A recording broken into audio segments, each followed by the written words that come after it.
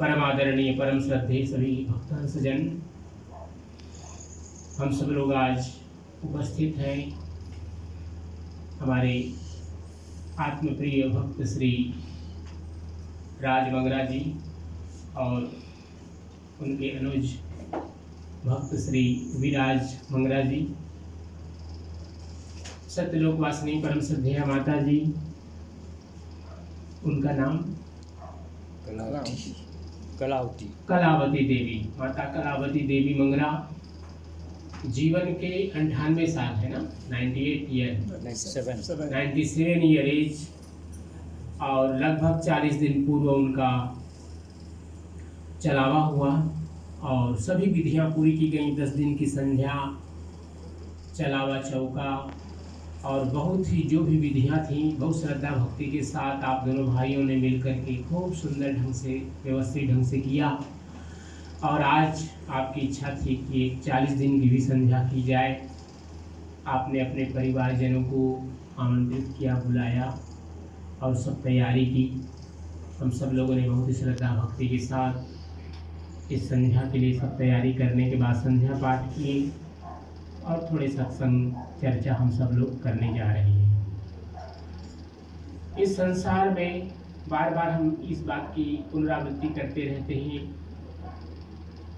कोई भी व्यक्ति अजर अमर होकर के संसार में नहीं आता।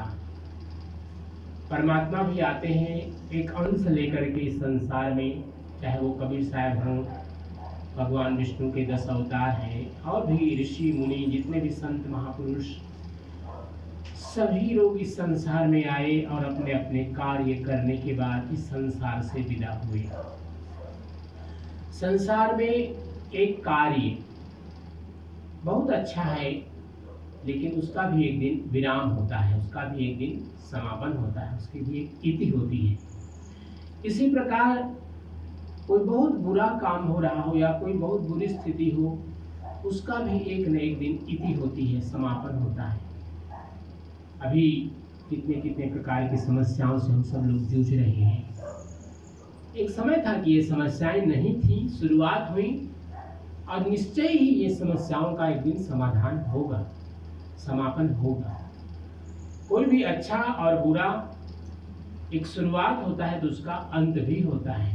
दोनों ही शुभ कार्य भी एक दिन समाप्त होते हैं और अशुभ कार्य भी एक दिन समाप्त होते हैं। अच्छे लोग भी एक दिन संसार से विदा होते हैं और बुरे लोग भी संसार से विदा होते हैं। यही संसार का नियम है।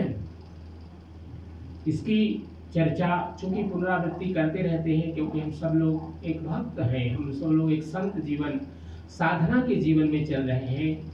और सदगुरु कबीर साहब ने बार बार हम सब लोगों को यही चेताया कि सब कुछ नश्वर है, नाशवान है, कोई भी चीज स्थिर नहीं है। हम लोग का शरीर, हम कहते हैं कि शरीर हमारा है, लेकिन हमारा इस शरीर पर कितना परसेंटेज कंट्रोल है? शरीर पर हमारा कोई कंट्रोल नहीं है, क्योंकि एक दिन हम बालक थे, हाँ, फिर युवावस्था हुए, फिर प्रौढ़ावस्था हुए, तो ये जो उम्र पर भी किसी का नियंत्रण नहीं है। इसी प्रकार जीवन में कितने प्रकार के सुख आते हैं, दुख आते हैं, उस पर भी हमारा कोई नियंत्रण नहीं होता है। रोग आते हैं, व्याधियां आती हैं, समस्याएं आती हैं, अनेक प्रकार के कष्ट आते हैं, सुख भी आते हैं, दुख भी आते हैं।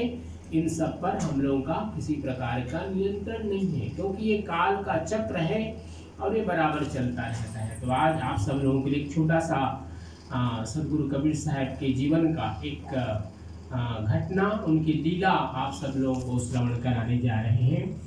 सदगुरु कबीर साहब इस संसार में 120 वर्ष तक अपना लीला उन्होंने दिखलाई भारत में। और एक शहर है बलख शहर संभवतः ईरान में पड़ता है। तो आप देखिए भारत कहाँ है और ईरान कहाँ है। यद्यपि आप जब नक्शा को देखेंगे तो ऊपर की ओर जब जाएंगे तो वो ईरान, इराक और अफगानिस्तान होते हुए यात्रा होती है, जिसमें जा करके फिर अरब कंट्री में मक्का, मदीना वगैरह सब आते हैं। तो कबीर साहब यात्रा पर बराबर रहते थे, अर्थात एक स्थान पर वो नहीं रहते थे, अपने शिष्यों के साथ बराबर भ्रमण करते रहते थे। और जहाँ जहाँ उनकी आवश्यकता होती थी, जहाँ पर देखते थे कि कुछ अधर्म हो रहा है, वहाँ पर जाकर के लोगों को चेताते थे। तो ऐसी एक स्थिति आई बलख शहर में। बलख शहर में एक बादशाह था, उसका नाम था इब्राहिम। इब्राहिम बलख शहर का बादशाह था और वो इतना शक्तिशाली था। जैसे भी हम सब लोगों ने एक पर्व मनाया होली, और उसमें हिरण्यकशिपु की कथा हम सब लोगों ने श्रवण किया। हिरण्यकशिपु सोचता था कि मैं परमात्मा हूँ, मैं अजर हूँ, अमर हूँ, मुझे कोई मार नहीं सकता। ऐसा ही वो जो बादशाह था वहाँ का, वो भी बड़ा घमंडी था। वो कहता था कि मैं किसी को अपना पीर, अपना गुरु किसी को नहीं बनाऊंगा।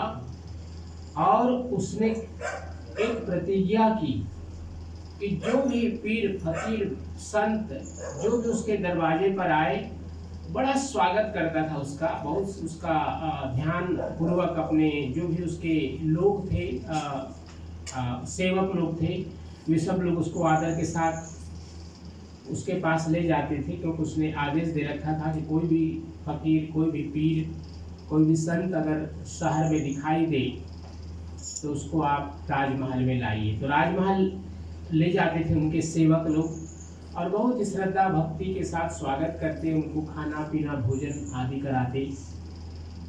उसके बाद वो बादशाह उनको कहता कि आप कोई चमत्कार दिखलाइए, चमत्कार दिखलाइए, अर्थात कोई ऐसा चीज दिखलाइए जो सामान्यतः हम लोग नहीं जानते, नहीं देखते हैं। तो हर संत इतना सिद्ध नहीं है कि वो कोई चमत्कार दिखलाएगा, और न दिखलाने के कारण से वो संत को जेल में डाल देता था। उसको पीसने के लिए चावल देता था या फिर गेहूं देता था, और चक्की के पास बैठा दिया, और उनको कहता था कि तुमको दिन भर में इतना ये गेहूं को पीसना है या चावल को पीसना है, जो भी उसको एक दंड के रूप में ये कार्य उसको देता था। उसका जेल बहुत बड़ा था।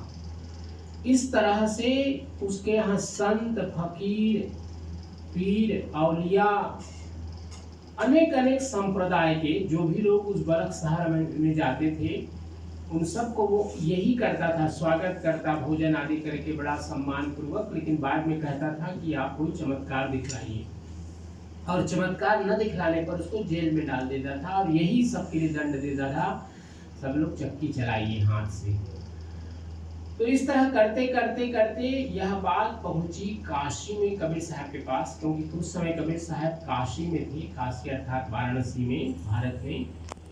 और वहां से तो हजारों किलोमीटर दूर है ये जो बलख शहर हम जिसकी चर्चा कर रहे हैं। तो कबीर साहब के पास पहुंची कि वो बादशाह वहां पर संतों का इस प्रकार से अपमान कर रहा है।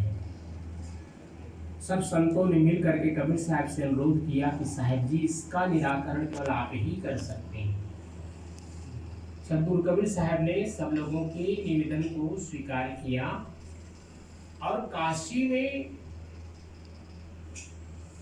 अंतर्ध्यान होकर, काशी में वो अंतर्ध्यान हुए, अर्थात वहां से गुप्त हुए, और जाकर के बलख शहर में जाकर के भी प्रकट हुए।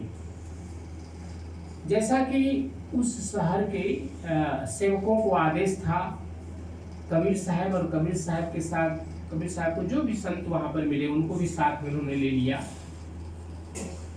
तो सेवक लोग इन जो संतों का ग्रुप था जिसमें कबीर साहब भी थे, लेकर के बादशाह के पहुंचे। उनका भी उसी प्रकार स्वागत हुआ, और स्वागत के बाद कबीर साहब को कहा कि आप अपने संतों के साथ हमें कुछ चमत्कार दिखलाइए। सदगुरु कबीर साहब ने कहा कि भाई, हम लोग तो संत लोग हैं, हम लोग तो परमात्मा का भजन करते हैं, हम लोग क्या चमत्कार करेंगे, चमत्कार तो परमात्मा करते हैं, जो विशेष शक्तिशाली होते हैं वो चमत्कार करते हैं। सदगुरु कबीर साहब को और उनके साथ जो संत थे उनको भी उन्होंने, बादशाह ने आदेश दिया कि इन सबको ले जा करके जेल में डाल दो, इन लोगों को भी चक्की दो, ये लोग भी पीसेंगे, आटा तैयार करेंगे। सदगुरु कबीर साहब में जब जेल के अंदर गए तो उन्होंने देखा संत लोगों की पीड़ा को, संत लोगों के दुख को देखा, जिसमें हर संप्रदाय, हिंदू, मुस्लिम, अनेक संप्रदाय, शिव को मानने वाले, विष्णु को मानने वाले, देवी को मानने वाले, सब संत लोग, वैरागी लोग वहाँ पर थे। उनको देख करके सदगुरु कबीर साहब के हृदय में करुणा जगी, और वो तो आए ही थे संतों को मुक्त कराने के लिए। तो सदगुरु कबीर साहब ने एक चमत्कार किया। आप कबीर साहब का ये फोटो आप देख रहे हैं, कबीर साहब के फोटो के बगल में एक लकड़ी का आप देख रहे हैं, ये एक लकड़ी का ऐसा एक जगह है, एक लकड़ी का बना हुआ है। इसको आशाबाड़ी कहते हैं। आशाबाड़ी वो इसलिए होता है जब हम साधना करते हैं तो ना जो हमारी जो श्वास चल रहा है, अगर श्वास हमारी इंगला है, पिंगला है, अर्थात चंद्र स्वर है, सूर्य स्वर है, तो उसको बदलने के लिए ये जो लकड़ी है, लकड़ी का बना हुआ है, लकड़ी का इसको आशाबाड़ी कहते हैं। चंपा जी के पिताजी ने कितने लोगों को वो बांटा, हमारे संतों को भारत में, मैं भी ले गया उनका बनाया हुआ, और अभी भी मेरे पास में भी है इस तरह का आशाबाड़ी बना हुआ। तो उसका उपयोग यही है कि हम स्वर को बदलने के लिए, अपने श्वासों को बदलने के लिए दाहिने से बाएं, बाएं से दाहिने, क्योंकि हर प्रकार की साधना के लिए अलग अलग स्वर की आवश्यकता होती है, तो बदलने के लिए वो आशाबाड़ी उसको कहते हैं। तो आशाबाड़ी को सदगुरु कबीर साहब के पास में आशाबाड़ी था, तो उन्होंने क्या किया, एक जो लोग ऐसा, आप लोगों ने देखा होगा पहले चक्की जो होता था उसको ऐसे चलाते थे, है ना, माताएं ऐसे चलाते थे, और उसमें जाता है ना, जाता, हाँ, और उसमें अनाज डालते थे, वो ऐसा ऐसा घुमाते थे तो वो पिसते थे तो आटा निकलता था उसमें। तो उन्होंने वो आशाबाड़ी को, एक चक्की के हैंडल को उन्होंने टच किया, छू दिया, उन्होंने स्पर्श किया, और उसके बाद फिर जितने चक्की वहाँ थे, हजारों संत लोग वहाँ पर जेल में थे, सबकी चक्कियाँ अपने आप चलने लगी। और सदगुरु कबीर साहब ने जब देखा कि सब संत लोग अब मुक्त हो गए, तो सब लोगों को उन्होंने कहा कि अब आप सब लोग परमात्मा का ध्यान करें, परमात्मा का नाम स्मरण करें, नाम कीर्तन करें, परमात्मा का ध्यान करें, क्योंकि संत का जीवन ही इसीलिए है कि वो परमात्मा का ध्यान जब करते हैं तो समस्त संसार का कल्याण होता है। यह जो एक कार्य था कि अब चक्कियां कोई चला नहीं रहा है, उसको जाता को कोई चला नहीं रहा है, वो अपने आप चल रहे हैं, अपने आप वो गेहूं जा रहा है, उसमें चल रहा है, और पिस करके आटा निकल रहा है, अपने आप सब काम हो रहा है। इस चमत्कार को वहाँ जो उनके रक्षक थे, पहरेदार थे, पुलिस मैन थे, उन लोगों ने देखा कि क्या चमत्कार हो गया। उन लोगों ने जाना कि किसने किया ये काम, उन लोगों ने नहीं जाना इस बात को, लेकिन इस घटना को देख करके सब लोग दौड़े और बादशाह के पास में गए कि वहाँ तो एक अद्भुत कार्य हो गया है कि वहाँ पर सब चक्कियाँ अपने आप चल रही हैं, सब जाता अपने आप चल रहे हैं, और सब संत लोग अपना अपना भजन कर रहे हैं, सब लोग आनंदित हो गए हैं, वहाँ पर सब लोग नाच गा रहे हैं, सब लोग खुशियां मना रहे हैं, जैसे उन लोगों के लिए कोई त्योहार आ गया है। इस स्थिति को देख करके बादशाह वहां गया। जब बादशाह वहां पहुंचा तो उसने भी देखा इस घटना को और वो आश्चर्यचकित हो गया, लेकिन उसको ये समझ में नहीं आ रहा था कि किसने ये काम किया है, क्योंकि कबीर साहब भी साधारण कपड़े में थे, और जैसे अन्य संत लोग थे, कोई लाल कपड़े में, कोई पीला कपड़े में, कोई काला कपड़े में, है ना। आप लोग देखा होगा जो पीर लोग होते हैं वो काला कपड़ा पहनते हैं, पीर लोग जो मौलवी होते हैं मुस्लिम, वो भी संत होते हैं, वो लोग काला कपड़ा पहनते हैं। तो हर प्रकार के कपड़े पहने हुए लोग, जैसे काली माँ को पूजने वाले जो संत होते हैं वो काला कपड़ा पहनते हैं, शिव को मानने वाले कोई लाल कपड़ा, कोई पीला कपड़ा, ऐसे ही भगवान विष्णु को मानने वाले कोई सफेद कपड़ा, कोई अन्य अन्य प्रकार के कपड़े धारण किए हुए सभी लोग आनंदित होकर खुशियां मना रहे हैं। तो बादशाह आश्चर्यचकित हो गया कि कौन ऐसा व्यक्ति यहाँ पर आ गया। तब उसने पता लगाया कि ये कब की घटना है। उनको पता चला कि ग्रुप अभी आज ही आया है, जो आज उसको अंदर जेल में डाला गया है। तो उस ग्रुप को उन्होंने बुलाया। जब ग्रुप को बुलाया तो उनको पता लग गया, क्योंकि कबीर साहब का जो शरीर था, कपड़े भले साधारण थे, लेकिन शरीर में जो एक तेज था, एक आभा थी, ऑरा था, उसके कारण से वो पहचान गए कि व्यक्ति स्पेशल है, ये व्यक्ति मुख्य है इस कार्य को करने में। और फिर सब लोगों ने कबीर साहब की जब जयकारा लगाया तो बादशाह जान गया। और बादशाह इसी प्रतीक्षा में था कि कोई ऐसा व्यक्ति मिले जिसको कि हम अपना गुरु मान सके, पीर मान सके। पीर अर्थात मुस्लिम भाषा में, उर्दू भाषा में पीर मतलब गुरु होता है। तो कबीर साहब के चरणों में वो गिरा बादशाह, और उसने बादशाह ने अपने पूरा जो बादशाहियत थी उसने अपने पुत्र को दे दिया और वो कबीर साहब के साथ चल पड़ा। तो ये घटना है कबीर साहब के जीवन की एक लीला है, जिसमें कबीर साहब ने एक ऐसे अहंकारी बादशाह को उसके अहंकार से मुक्त कराया और संतों को वहाँ जेल से उन्होंने मुक्त करवाया। इसलिए अभी हम लोग एक साखी हम लोगों ने गाया संध्या पाठ में कि मैं कबीर बिचलो नहीं बंदी छोड़ कहाया बलक शहर मंझार छूटे बंधन वेश का, धन धन कहे संसार। प्रेम से बोलिए सदगुरु कबीर साहेब की जय। सदगुरु कबीर साहब की साखी प्रसिद्ध हुई कि बलक शहर में सदगुरु कबीर साहब गए और अपने चमत्कार से सभी संतों को छुड़ाया, वहां जेल से मुक्त कराया।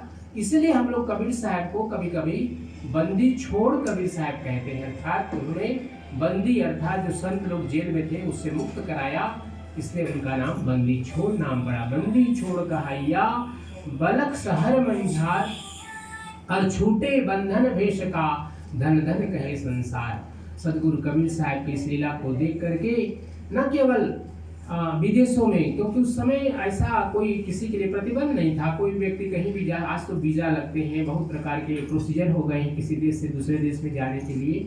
उस समय सभी यात्राएं होती थी। कबीर साहब कितने कितने देशों की यात्रा की 120 वर्षों में।